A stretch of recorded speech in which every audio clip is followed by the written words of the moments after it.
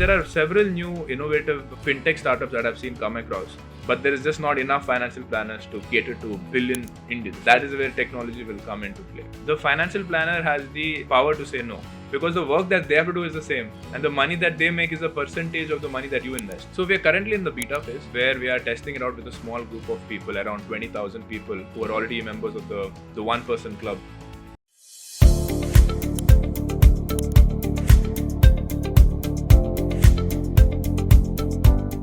Sharon, thank you so much for joining on CIO News platform and talking to me for our viewers. I'm sure there'll be a lot of insights that they will get, through your journeys, the things that you've been working upon.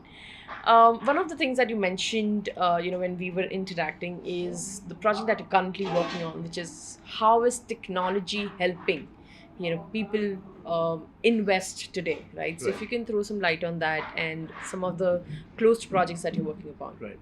So the problem that the wealth industry is facing here today, when I mean wealth industry, is helping people invest their money, Yeah. is that it's not scalable through people. If you look at the regulation, it says that only SEBI registered investment advisors Yeah. can give financial advice and help people manage their money. But there are only 1,300 of them for a Right. country of 1.5 billion people. Right. Now, when technology tries to solve it, again there is that lack of trust factor, because there is no one-on-one human interaction. But there are several new innovative fintech startups that I've seen come across, which is helping people invest their money through technology. And what I mean by that is, let's say you have a financial goal. Let's say I want to invest for a house 5 years from now. The app will exactly tell you how do you divide your money across the various asset classes, and how that distribution across various investment buckets changes as you come closer to the goal. We are not 100% there yet, but that is the only way we can democratize investing across India. Because today, for most people, it's just the brokerage app that they have, and the decision is up to them to select what they need to invest. Right. Unfortunately, that education part is missing. People have not been taught how to invest. Right. So if you've not been taught how to invest, how can you expect just the brokerage app to help people invest their money? So it's only Right. 1% of people who actually know what they're doing. Right. But significant technology improvement is needed for the remaining 99%, where the technology will actually hold their hand and tell them exactly how money should be invested. Okay, so it's basically, um, is it the data points that the technology app will use of a user Hmm. and suggest basis that, and is it going to be hyper personalized for every Yeah. user? Yes, it will be very, very hyper personalized, because that is the problem that you touched upon, that most people are just blindly copying their friends or family, Yeah. or just blindly copying what their family members are telling them. Like, most people just give the money to their dad, Yeah. and the dad is investing on their behalf. Yeah. And most of our dads will just put in an FD. Correct. Right. What technology can do is it'll exactly understand what your risk profile is, and it'll exactly tell you based on what inputs you give it. Let's say I want to plan for my retirement 10 years from now. I want to buy a car 5 years from now. I want to buy a house 8 years from now, and I'm planning to have a kid 2 years from now. Right. Now your financial goals are very different from mine. Right. So based on the different inputs that both of us are giving into an app, it'll exactly create a customized financial plan for you. Now, Okay. this is ideally done by financial planners, but there is just not enough financial planners to cater to billion Indians. So So true. that is where technology will come into play. So true, and it's more of a referral business, right? I mean, if I have a financial advisor, my friends and family probably might ask me who are the financial advisors that you are associated with, and probably use it's more of a reference business, right?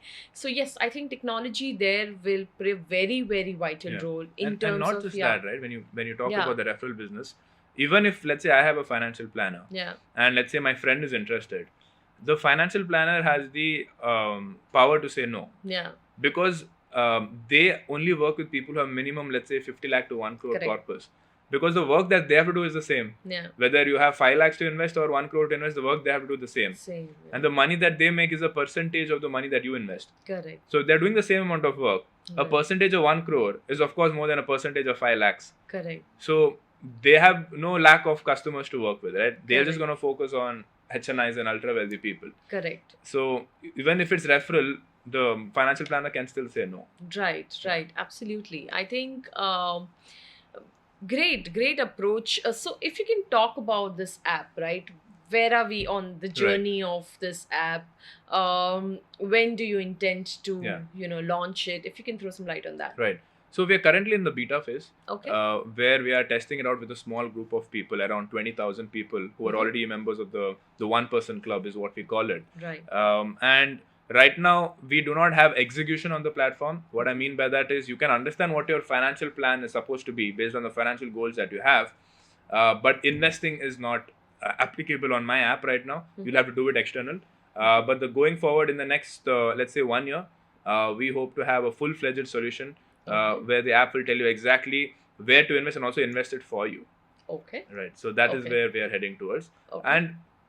And the trust factor is what we are trying to solve for, because it's very easy to create, let's say, an app like this through Right. technology, right? Technology can easily be copied from one company to another company. Right. What's difficult to replicate is the trust factor, Right. because people don't care that, okay, the person who's managing my money is a very high qualified person, has a PhD and all of that. Trust goes beyond that. It's just Yeah. not degrees. Correct. And trust is built through social proof. Correct. So along with the wealth tech app that we're building, we'll also create a community angle where people get to interact with each other Correct. and learn from the experiences of the previous users of the app. Right. So that is how we try to solve wealth tech, because it cannot just be a technology play, it also has to be a trust play, which Right. comes through community integration. And community is also built on technology, Right. right? But that's Right. crucial. Right. And absolutely. And I think for a market like India, where it's more human to human, suggestions and trust that they build, right? So it's Right. they trust more humans than tech. I mean, we're Right. still reaching that level where today, we would go and rely on a technology and go ahead and do our investments, right? Right. So, do you see any risk in this that, in India, say, for example, the tier ones probably are more matured enough in using technology? Tier two is getting there. Hmm. Or it could be completely vice versa, right? Say, for example, tier two is accepting technology, and tier one is considering the risk of cyber, etc. Right? So they might, be double thinking. So have you thought through that? What's your analysis on that front? I think towards that extent, most of the work towards integrating with technology has already been done by some of the biggest social media apps in the world, right? In the beginning, it was so difficult to use Facebook and all of that. And now my 65-year-old dad is using Facebook, Correct. right? So the community angle, which I talked about in the Wealth Tech app, is going to emulate a social media app. Now, because the human psyche in India and all across the world has already been accustomed to using social media apps, it should not be a very big challenge to use a community app, because at the end of the day, it is a social media app. Correct. It's a medium for you to talk to people which you do not have access to. Right. Today, if you had a doubt in finance, you'll probably ask your close friend or your family members, Yeah. right? Yeah. But are they, can we trust them enough to, to take decisions of your hard-earned money just Yeah. based on those 2-3 people? No. So can there be a platform where I can interact with hundreds of people who I know that, who have done it before me and has faced a similar kind of problem, right? So creating that platform where I can talk to such people is what Okay. social media or community building will help.